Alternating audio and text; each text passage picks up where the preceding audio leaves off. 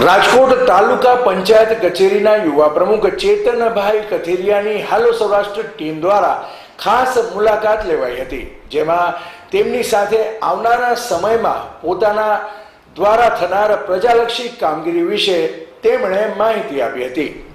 અહેવાલ વિજય મકવાણા। આમ તો તાલુકા પંચાયતની જે મને જવાબદારી આપી છે, અમારે તાલુકામાં ગામડાનો કેમ વિકાસ કરવો, ગામડાના અરજદારો તાલુકા પંચાયતે આવે તો એને કેમ એના પ્રશ્નોનો નિકાલ કરવો, આવી અમારી કામગીરી રહેશે। ખાસ કરીને ગ્રાન્ટો છે એ ઘણીવાર નથી વપરાતી, પાછી જતી હોય છે, તો ખાસ કરીને ગામડામાં જે કંઈ ગ્રાન્ટો હોય એ કેવી રીતે વપરાય એના માટે શું કરશો? જે સરકારની ગ્રાન્ટો અમારે 15 નાણાં પાંચ ભંડોળ અમારું આયોજનની જે પણ કાંઈ ગ્રાન્ટો છે વહેલીમાં વહેલી તકે અમે એ ગ્રાન્ટનો ઉપયોગ કરી અને ગામડાનો કેમ વિકાસ થાય એવા અમારા પ્રયાસો છે।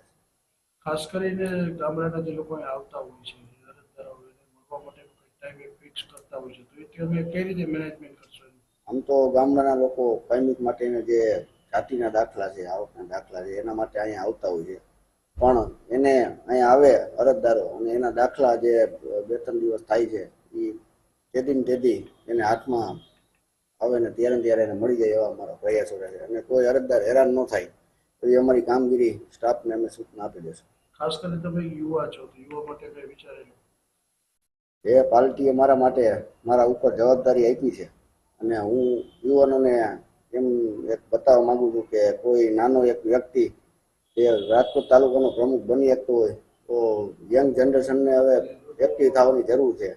યંગ જનરેશન રાજકીયમાં જો પગ પેસારો કરે તો એનું વ્યવસ્થિત રાજકીય ક્ષેત્ર બને અને યુવાનો વધુમાં વધુ રાજકીય ક્ષેત્રમાં જોડાય એવી હું બધા લોકોને ખાસ કરીને જે જવાબદારી તમને આવડી મોટી સોંપવામાં આવી છે કે કોઈનો આભાર માનો છો?